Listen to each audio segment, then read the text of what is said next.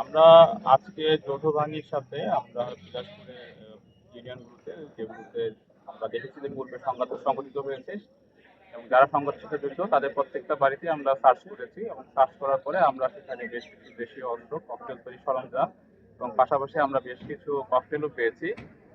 এর পাশাপাশি আমাদের যেটা উদ্দেশ্য ছিল, এর আগেও আমরা দেখেছি যে আমরা যে ঘটনাগুলো ঘটার পরে আমরা কিন্তু পুলিশ সহ যে আমাদের নিজস্ব জারিয়া থানা পুলিশ এবং জেলা পুলিশের সমন্বয়ে যে অভিযান চলমান ছিল, আজকে আমরা এটাই আরেকটা বড় স্কেলে, লার্জ স্কেলে করেছি এবং আমরা উদ্ধার করেছি, আপনাদের দেখিয়েছি। এর আগে আমাদের যে ঘটনাটা ঘটেছিল তখন আমরা তাৎক্ষণিকভাবে ঘটনা নিয়ন্ত্রণে আনার পরেও মামলা হওয়ার পাশাপাশি আমরা আসামিদের গ্রেপ্তার করেছি। তো আসামি পরবর্তীতে যারা জড়িত আছে তাদের ব্যাপারে অভিযান অব্যাহত থাকবে, তাদেরকে আমরা অবশ্যই আইনের আওতায় নিয়ে আসবো। এই বিলাসপুরের শান্তি শৃঙ্খলা রক্ষার জন্য জেলা পুলিশ অঙ্গীকারবদ্ধ।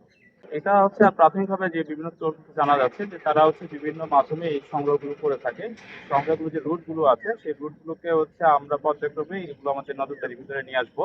অলরেডি এগুলো নজরদারিতে আছে, আমরা এর অভিযানও চলমান থাকবে এবং আমরা আশা করি যে আমরা সামনের অভিযানগুলোতে যখন থাকবে আমরা আপনাদেরকে সেটা দেখাবো।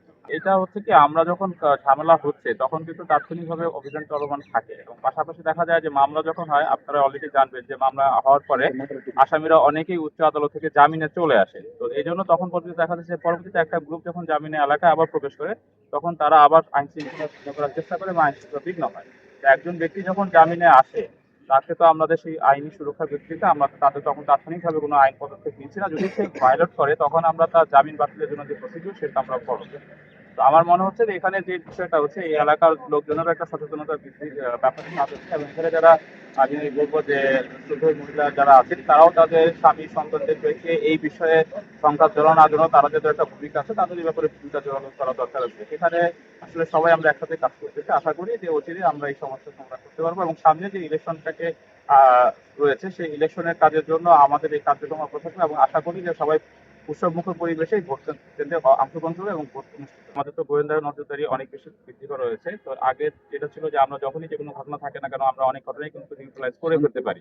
তো সেক্ষেত্রে তখন আপনারা দেখতে পাচ্ছেন এটা, তারপরেও দেখা যাচ্ছে যে অনেক সময় ছোটদের একটা ইস্যু করে বড়নার সময় বড়রা সংঘাতে জড়ায় যায় এবং সেটা আসলে ম্যাসিভ আকারে ধারণ করার জন্য আপনারা যেটা বারবার বলার চেষ্টা করতেছেন। কিন্তু আমাদের দৃষ্টিতে যেটা বলতেছি যে আমরা কিন্তু অপরাধী যেই হোক, যে নতুন নতুন যে অপরাধী যারা না কেন তাকে কিন্তু আমরা আইনের আওতায় আনতেছি। তো তাদের এটা হচ্ছে একটা প্রসেস, এই প্রসেসের ভিতর দিয়ে আমাদের আসলে কাজ করতে হবে। আমরা আসলে এমন কোনো ম্যাজিক্যাল টুল নাই যে আপনারা যেটা এক্সপেক্ট করতেছেন যে তাদেরকে স্টপ করা যাবে। আসলে আমাদের যেরকম কাজ করতেছি সেখান থেকে পারস্পরিক যারা এই নেতৃত্ব যারা জনপ্রতিনিধি নির্বাচিত হবে তাদের সবাইকে নিয়েই কাজ করলে আমি আশা করি যে সামনে এই প্রবলেমটা আর থাকবে না। তো মামলা চলমান আছে এবং অনেকগুলো মামলাতে তারা কিন্তু জামিনে চলে আসছে। তো এখন যদি তাদের এই জামিনে চলে আসার পরে তাদের যে কার্যক্রম করতেছে, আমি আপনাকে অলরেডি বলেছি যে আইনগতভাবে যে বিধি আছে যে তাদের জামিন বাতিলের জন্য ব্যবসা সেগুলোকে আমরা নজরে আনছি এবং সেটা কাজ করছে, সেটার ইম্প্যাক্টটা আপনারা দেখছেন।